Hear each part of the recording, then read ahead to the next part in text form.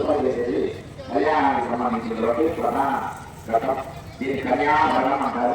కన్యను వరించడానికి కన్యకు తగ్గ వరుణ్ణి వెతుక్కురమ్మని పూర్వాచారం ప్రకారం నలుగురు బ్రాహ్మణులు అంటే ఊళ్ళో ఉండేటువంటి పెద్దలు ఎవరైతే ఉంటారో వారికి చూడటం, మన దగ్గర ఒక యుక్తకి వయసురాలైనటువంటి ఒక అమ్మాయి ఉందని, తనకి వివాహం చేయాలనే సంకల్పం మనం చేసుకున్నామని తగిన వరుణ్ణి తీసుకురామని చూద్దాం. ఆ పెద్ద ఆయన ఏం చేస్తారు, చుట్టుపక్కల ఉండే గ్రామాల్లో ఎక్కడైనా తనకు తగ్గటువంటి ఈడు జోడు కలిగినటువంటి వరుడు ఎవరైనా ఉంటే వెతికి తీసుకురావడం అనేది జరుగుతుంది. అట్లాగే ఇప్పుడు మనం ఈ స్వామివారి కుంభాభిషేకం చేసుకొని తదుపరి సాయంకాలం వేళ చేసుకునేటువంటి ఈ కళ్యాణోత్సవంలో మనం అందరం కూడా అమ్మవారి తరఫున, సువర్చలాదేవి అమ్మవారి తరఫున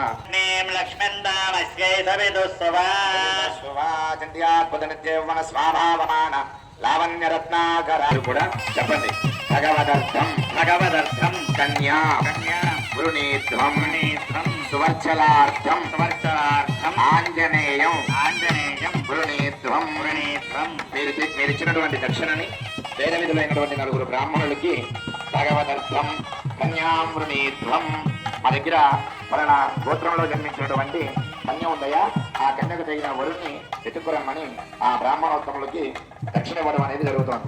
ఇట్లా తీసుకొచ్చినటువంటి వేద విధులైనటువంటి బ్రాహ్మణులు నలుగురు 4 దిక్కులుగా వెళ్ళి అఖిలాండ కోటి బ్రహ్మాండ నాయకుడై లోకంలో నివసించేటువంటి సకల గోత్రాలు తనవై ఆవిర్భవించినటువంటి ఆ ఆంజనేయ. సహజంగా మనం చెప్పుకుంటుంటాం కదా, ఎవరికైనా వివాహం కాలేదంటే నీ కోసం భగవంతుడు ఎక్కడో ఎవరో ఏదో విధంగా ఒక చోట రాసి పెట్టారని తిరిగి వస్తాడు కదా. ఆ వచ్చినప్పుడు తన కోసం తిని కోసం ఇతరులను ఒకరినొకరి కోసం కదా. ఆవాహితేభ్య సువర్చలా సమేత శ్రీ వీరాంజనేయ స్వామిని నమః. కళ్యాణార్థం ప్రసీద స్వాగతం. ఆసనం పరికల్పయామి. ప్రతద్విష్ణుస్తవతే వీర్యాయ మృగోణ భీమర్గజరోగిరిష్ఠాశత్రుజవిక్రమణే స్వైక్షయంతి భువనాని విశ్వాసం పరికల్పయామి. త్రీణిపదేతి పాఠ్యం త్రీణిపదాభిక్రమే విష్ణుర్గోపాదాభ్యాన్ని ధారయన్నాభ్యం సమర్పయామి. ఆమావాజస్య ప్రసవోజకం యాదాద్యా వా పృథివీ విశ్వశంభో ఆమాగంధాం విదరామాదరాజా మా సోమో అమృతత్వాజకం యాదయో అర్ఘ్యం సమర్పయామి. తన్నో దేవీరవిష్టయా భవంతు వేతజే విశ్వావంతునః ఆజమనీయం సమర్పయామి. వాయవస్తో వాయవస్తదేవో వస్సవితా ప్రార్పయత శ్రేష్ఠతమాయ కర్మణ ఆప్యాయత్వమగ్నయా దేవ భాగమూర్జస్వతే పయస్వతే ప్రజావతే రణమేవా యక్ష్మామావస్థేన ఈశరమాగశగం సోర్ద్రస్య హేతు పరవావనక్తద్రువ అస్మిన్గోపరోస్యాదవక్షీర్యమానస్య వసోన్పాహి మంత్రస్నానం సమర్పయామి. వస్త్రం సమర్పయామి. వస్త్రైక్మం ఆంజనేయాయ నమః. శబ్దరాజాయ నమః. వాయుపుత్రాయ నమః. కపిశ్రేష్ఠాయ నమః. సువర్చలాయ నమః. నమః. సూర్యపుత్రే నమః. రజోదేవ్యై నమః. నానావిధ పరిమళ పత్రపుష్పాక్షదాన్ని సమర్పయామి. పరిమళ శ్రీచందనం సమర్పయామి. ధూపమాగ్రాపయామి. పరోమాత్రయా ద్రవావృధానతే మహిత్వమన్వశ్నువంతి పరిమళధూపమాగ్రాపయామి. ప్రత్యక్ష దీపం శుభ్రా జ్యోతిష్క దేవానాః తేజస్క సతత ప్రభః ప్రత్యక్ష దీపం దర్శయామి. ధూపదీపానంతరం సాఫల్యదార్థం సర్వశాంత్యర్థం యథాహిగ్ధూపం ఆర్ద్రనారికేల కాశ్మీర ఫలాన్ నివేదయామి. నమో నారాయణాయ నమో భగవతే వాసుదేవాయ నమో విష్ణవే. ఓం ఓం ఓం. పానీయం సమర్పణాకం తాంబూలం సమర్పయామి. అథ నీరాజనం భోగే ఫలైశ్చకర్పూరే నాగవల్లేదలైర్యుతం ముక్తాచూర్ణసమాయుక్తం తాంబూలం సార్వభౌమాయ మంగళం. స్వామినే నమః. ఆనందకర్పూర నీరాజనం దర్శయామి. నమస్కరోమి. పవనసుత హనుమానుకి ఆచార్య సందేమాత్మజోజగం రాష్ట్రప్రదత్యధిపత్యా సందేమాత్మజోజగం రాష్ట్రప్రద సంభ్రారా సర్వేమాత్మజోజగరాష్ట్రప్రదత్యధిపత్యా సందేమాత్మజోజగం పరాయ ఇదమాసనో దోహసి విరాజో దోహమస్తే పరమం పదో చరణం పవిత్రం విదతం పురాణం ఏన బోధస్తరది దుష్కృతాని ఏన పవిత్రేణ శుద్ధేన బోధాత్మానమరాదిందరేద్వారమశ్చమత్పవిత్రం జ్యోతిష్మద్భాజమానో మహస్వదో అమృతస్య ధారా బహుధా దోహమానో శరణం నో లోకే సువిధాం దదాతు. పాద ప్రక్షాళన అనేటువంటి కార్యక్రమాన్ని నిర్వర్తిస్తున్నాం. కన్యాదానానికి పూర్వముగా ఆ యొక్క వరుడు యొక్క పాదాలు మామగారు చక్కగా భార్య నీళ్లు పోస్తూ ఉంటే 2 పాదాలు తడిసేటట్లుగా కడుగుతాం. సహజంగా కొంతమంది బయట వివాహాలలో మామగారు వయసులో పెద్దవారు అయ్యేసరికి అల్లుడు చిన్నవారు అయ్యేసరికి ఆయన కాళ్ళు నేను పట్టుకోవడం ఏంటని చెప్పి కన్యా దానం అనేది ఒకటి ఎత్తేసుకొని ఆ పాద ప్రక్షాళన అనేటువంటి క్రతువునే తీసేయడం అనేది జరిగింది. కానీ అక్కడ అనుకునేటువంటి వరుడు ఎవరైతే ఉంటారో అతను అనుకునే స్వామివారి యొక్క పాదాలుగా భావించేటువంటి శఠారిని కడిగి ఆ తీర్థాన్ని అందరికీ కూడా చల్లడం జరుగుతోంది. తదుపరి స్వామివారికి నూతన వస్త్రాలు చదివిస్తారు.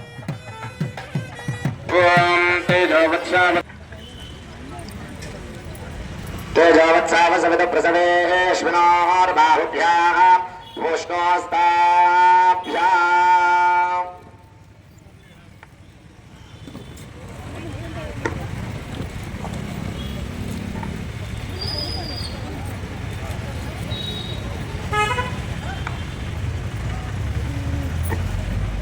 యన్మధునో మధవ్యం పరమమన్నాద్యం వీర్యం తోనాహం మధునో మధవ్యేన పరమేనాన్నాద్యేన వీర్యేణ పరమో వీరవిష్టయాపో భవంతు వేదజే. స్వామివారికి పశుమర్క నైవేద్యం అనేది జరిగింది. గోదానం కన్యను దానం చేసేటప్పుడు పూర్వంలో ఇప్పుడనే చక్కగా మనం ఏం చేస్తున్నామంటే చక్కగా అమ్మాయి కనుక ఒక మంచి సాఫ్ట్వేర్ ఉద్యోగం రాలేదనుకోండి, ఆవిడకి ఒక సంవత్సరానికి ఒక 6 లక్షల రూపాయల ప్యాకేజ్ ఉందనుకోండి, అబ్బాయికి కూడా ఎంత ఉండాలి? సుమారుగా 25 దాకా ఉంటే అప్పుడు అమ్మాయి కన్నా కొంచెం పెద్దవాడికి ఉంటాడు కదా. అట్లా ఇప్పుడు ఆలోచిస్తున్నాం. కానీ పూర్వంలో ఎలా ఆలోచించేవారంటే ఏమున్నప్పటికీ లేనప్పటికీ ఆ అబ్బాయి గుణం మంచిదయ్యి ఉంటే ఆ గుణముతోటి తన సంసారాన్ని చక్కదిద్దుకుంటారనేటువంటి ఒక ఉద్దేశంతో వివాహం చేసేవారు. అంత మరి ఓవర్ కాన్ఫిడెన్స్ లాగా మరి అట్లా పోయి ఇవ్వలేము కదా. అందుకని అప్పుడు ఏం చేసేవారంటే ఏది ఉన్నప్పటికీ ఏది లేనప్పటికీ ఇంట్లో పశు సంపద గనక ఉంటే తిండికి ఎటువంటి లోటు ఉండదనే ఉద్దేశంతో పూర్వంలో వివాహానికి పూర్వముగా ఆ వరుడికి గోదానం అనేది చేసేవారు. గోవును ఇవ్వటం వల్ల అత్తామామలిద్దరికీ పుణ్య ఫలితాలు వస్తాయి, అది వేరే విషయం అయినప్పటికీ మరలా ఈ ఇరువురు కూడా పశు సంపత్తితో చక్కగా వారి జీవితాన్ని సుఖమయంగా గడుపుతారనే ఉద్దేశంతో గోదానం ఇస్తారు. కానీ భగవంతుడికి ఇచ్చేటువంటి గోదానంలో మన పితృదేవతలు ఎవరైతే గతించి నరకానికి ముందు ఉండేటువంటి వైతరణి నదిని దాటలేక అక్కడే ఉండేటువంటి ఒక పెద్ద వటవృక్షంకి వేలాడుతూ ఉంటాయో ఈ జీవులన్నీ కూడా కన్యను దారాదత్తం చేస్తున్నటువంటి శుభ సందర్భంలో గోవును గనక ఆ వరుడికి గనక దానం ఇస్తే గోవు సకల దేవతలు కూడా ఆశ్రయించి ఉంటారు కాబట్టి ఆ వైతరణి నదిని దాటిస్తుంది ఆ జీవులని అని శాస్త్రవచనంగా చెబుతూ ఉంటారు పెద్దవాళ్ళు. అటువంటి సువర్చనాదం చేసేటువంటి ప్రక్రియలో గోదాన నిత్యం, గోదాన ప్రత్యామ్నాయం. ఇప్పుడు మనం ఆ గోవుని తీసుకొచ్చి మనం ఇక్కడ దానం ఇచ్చి దాన్ని మేపి దాన్ని పోషణంగా చూడలేం కాబట్టి దానికి ప్రత్యామ్నాయంగా యథాశక్తిగా దక్షిణ అనేది ఇవ్వడం అనేది జరుగుతూ ఉంటుంది. తాంబూలం మీ దగ్గరకు వస్తుంది, చక్కగా దక్షిణ ఇచ్చేసేయండి. ఓం గాం దదామి యజ్ఞావర్ధతాం యజ్ఞస్య వృద్ధిమనువర్ధపతి తస్య వదితో పూర్వవదితో మనుష్యేషు పూజాసం గౌర్దేన భవ్యా మాతా రుద్రాణాం దుహితా వసూన స్వసాదిత్యానామృతస్య నాభిః ప్రణవోచం శవాబ్దిశీనే స్మేరాననాం భో భువే హరిణే రామానుజాయాత్మనే భూభా సులగ్నే సావధాన శ్రీలక్ష్మీన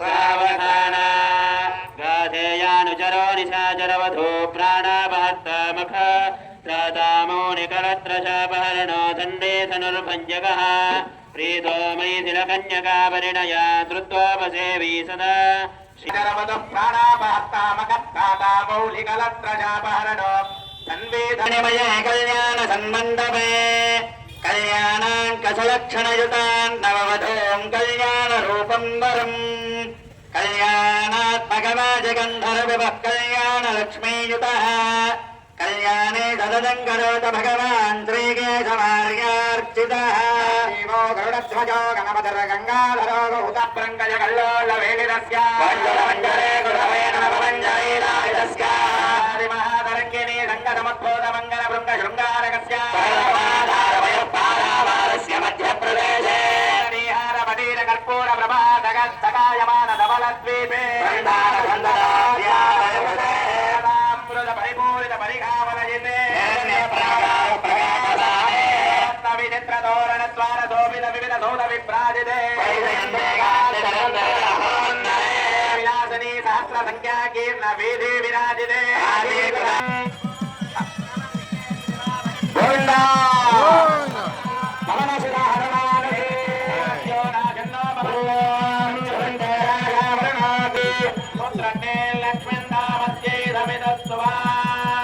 కాలే సూర్యాదీనా నవానాంగహాణ అత్యంత ఆనుకూల్యతా ఫల సిద్ధిరస్తు వరేభిర్వరాగమభిషు ప్రసీదత అస్మాకవింద్రభయంజరోషయత్సౌర్యస్కాంత సోపతి క్షరారుజవస్సంతు బంధాజే భిత్తఖాయోజంతి నోపరేయో సమర్యమా సంభయో నోమినే ఆత్సల్యాస్పత్యో శయనమస్తు దేవా దృష్ణీం వరుణాపదగ్నీం బృహస్పదే భద్రగ్నే లక్ష్మ్యం నామస్యే సవితస్సునా గోవింద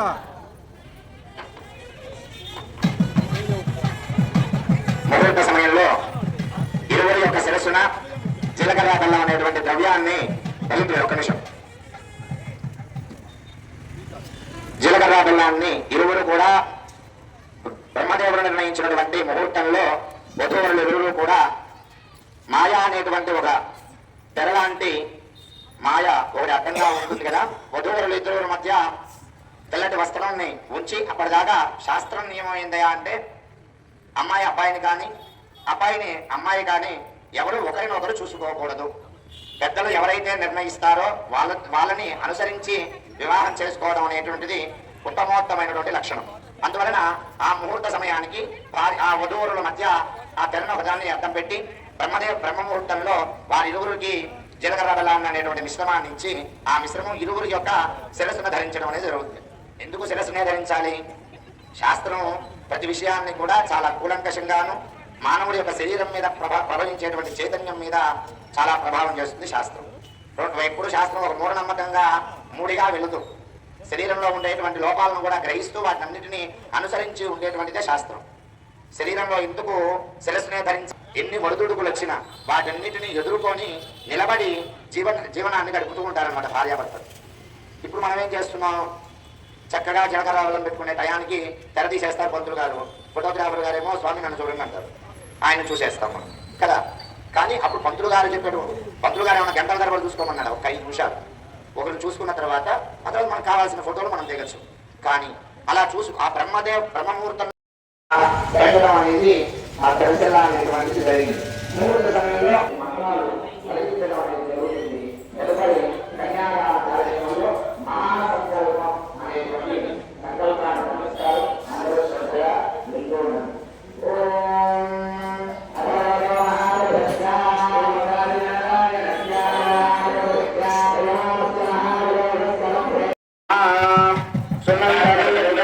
పండు పసుపు కుంకుమ ఓం తేజోవత్సవిత ప్రసవే బాహుభ్యాం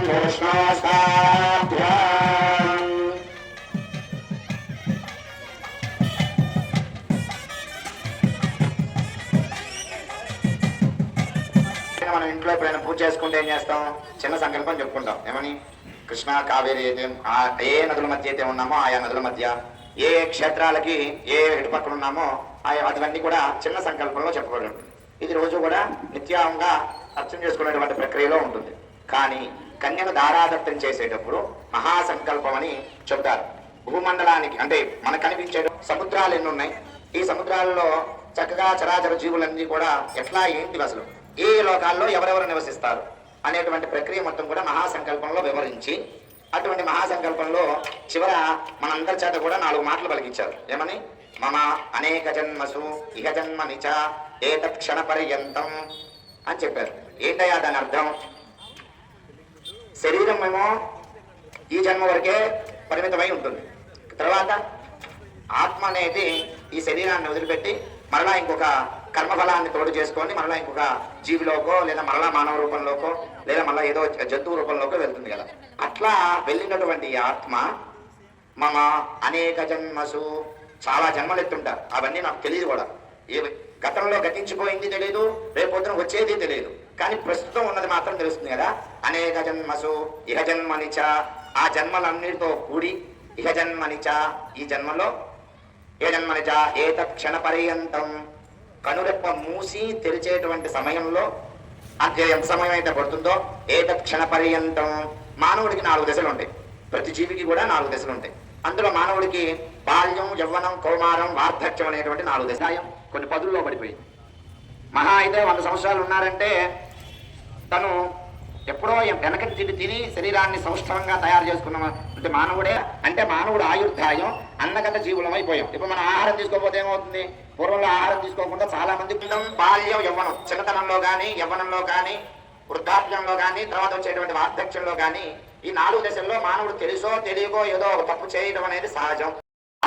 ప్రాయశ్చిత్తార్థం స్వామినః నూతన యజ్ఞోపవీత ధారణం కరిష్యామి. పాద్యం పెట్టి మేడం.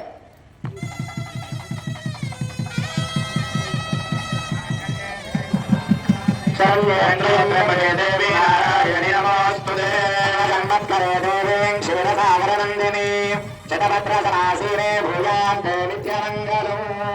విరాజం దర్శయామి. ఓం మహాదేవీ విద్మహే విష్ణుపత్నే ధీమహి లక్ష్మీ ప్రచోదయాత్. విద్మహే వాసుదేవాయ ధీమహి విష్ణు ప్రచోదయాత్.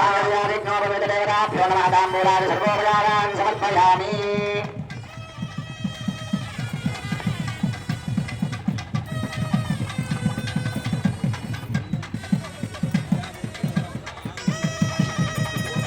రామ శ్రీరామ నిర్మలమణి నిర్మలాదినే మతాభ్యర్థం సుచలాలయ మాంగళ్యధారణం కరిష్యే.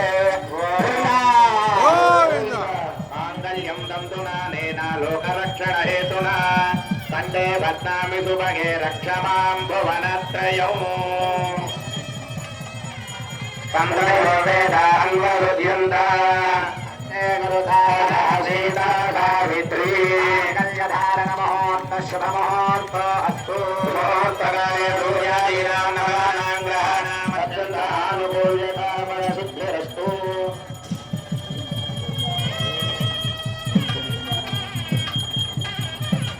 యజ్ఞోపవీతం పరమం పవిత్రం ప్రజాపతేర్యత్ సహజం పురస్తాద్.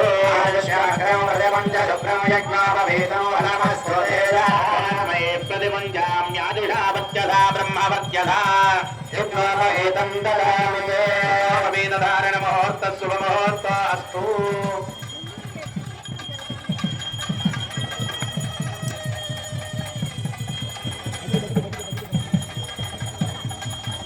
వేద వేదాంత వేద్యాయ మేఘశ్యామల ముహూర్తయే.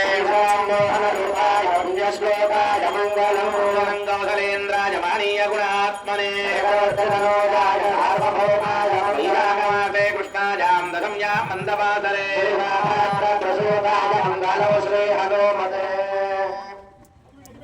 తదుపరి స్వామివారికి అక్షతారోపణ అనేటువంటి కార్యక్రమాన్ని నిర్వర్తిస్తున్నారు. అక్షతారోపణ అనేటువంటి కార్యక్రమం ఎందుకు చేయాలంటే మానవుడి యొక్క శరీర ఆయుర్దాయంలో ఉండేటువంటి మాంసగతమైనటువంటి రోగాలు కొన్ని ఉంటాయి.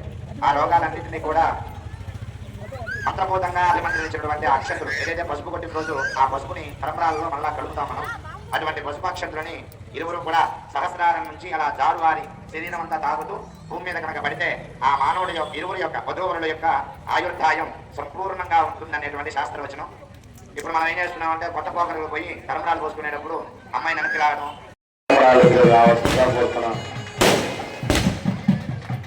చక్రవర్తి గారు